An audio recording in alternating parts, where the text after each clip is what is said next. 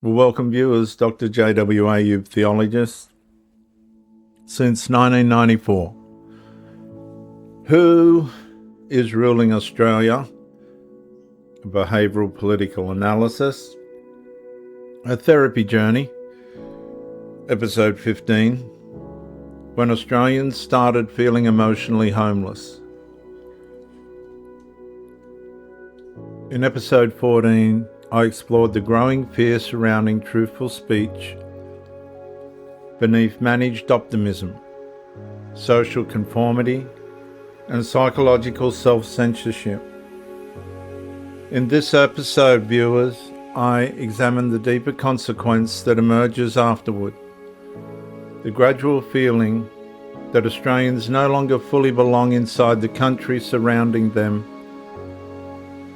emotionally, spiritually, psychologically, or as a civilian, civilisationally. Because viewers, at first, the detachment still felt difficult to explain. Australians still lived in the same suburbs, worked the same jobs, drove the same roads, paid the same bills. Outwardly, life still appeared familiar enough to continue functioning through routine.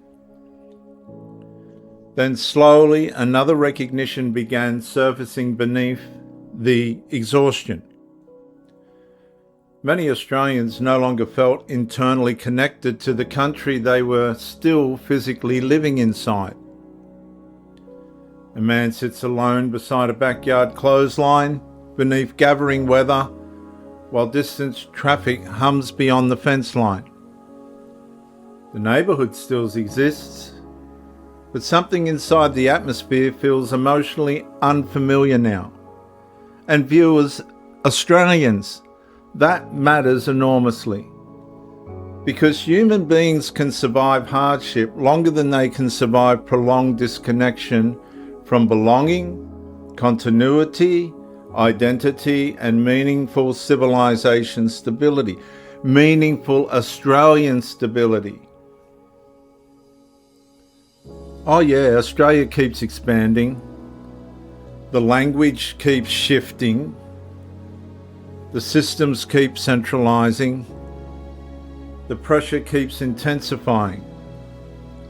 And the political optimism keeps performing confidence. Yet many Australians quietly feel less secure, less recognised, less emotionally grounded, less psychologically anchored inside the national atmosphere surrounding ordinary life itself. And somewhere underneath the contradiction, another devastating recognition slowly begins surfacing for the Australian. People are no longer merely adapting to instability. They are beginning to emotionally detach from civilization, let's say their world, they no longer fully recognise around them. And let's be honest, this is happening in Australia. And that adaptation becomes existential over time. Australians stop imagining long-term futures. Australians stop believing institutions understand them honestly, because they don't. Australians stop trusting leadership psychology, particularly political. And Australians stop feeling culturally held by the country carrying them physically. It's unrecognisable. So for the Australian, the nervous system slowly shifts from belonging toward guarded survival inside a landscape increasingly experienced as administratively functional but spiritually unfamiliar. Viewers, a mother sits quietly inside a darkened lounge room after everyone else has gone to sleep. The television continues discussing growth, resilience, expansion, and national opportunity. Yet, the household itself feels emotionally exhausted, existentially exhausted from simply maintaining ordinary life beneath the current Australian strain, the political strain, the way they've constructed our lives. And somewhere underneath the silence, another recognition slowly begins surfacing. Many Australians no longer feel emotionally at home inside the future being constructed in Australia around them. And viewers, that changes people profoundly, not only politically, spiritually, relationally, psychologically. Because eventually populations continue functioning externally while internally grieving. Australians are grieving, and they're not being heard. They're grieving because of the loss of familiarity. They're grieving because of the loss of cultural continuity, the loss of stable moral reference points, Australian ones, and the loss of confidence that truth, responsibility, restraint, and human dignity still meaningfully govern national direction. And the problem that we've got is it doesn't.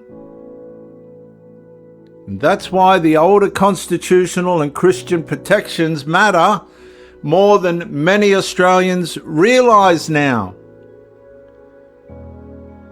Not because they were perfect, but because they once restrained institutional and political powers running Australia beneath higher accountability. Truth stood above political convenience. Truth stood above ideological idealisms. Conscience stood above coercion. Freedom existed with moral responsibility.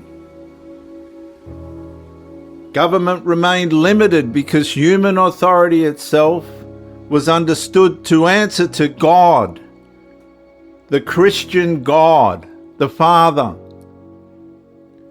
rather than the endlessly redefined reality around institutional survival today. Australia is accommodating ideological values instead of the fundamental Judaistic Christian constitutional ones. And the institutions are running us into the ground, Australia. And those foundations, the Christian constitutional fundamental foundations upon which the Commonwealth aspect of Australia have been built on, they haven't been removed entirely. They were gradually, viewers listen to me, they were gradually micro-incrementally buried beneath managerial language, procedural micro-incremental expansion, economic reductionism, and plain, flat-out political, cultural absentism.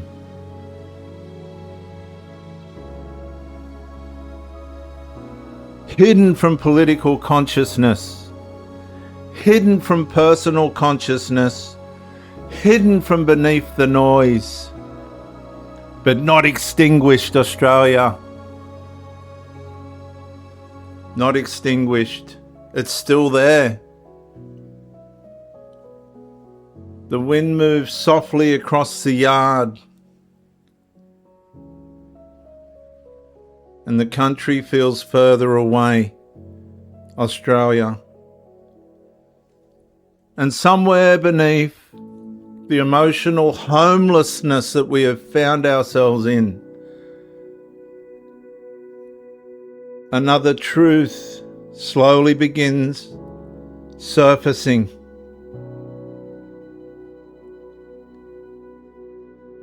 And it's the same truth, viewers, that helped the Christian crusaders save sanity. A nation, listen very carefully to my closing statement, respectively. A nation begins existentially fragmenting once its people no longer feel spiritually, morally, or emotionally at home inside the civilization surrounding them.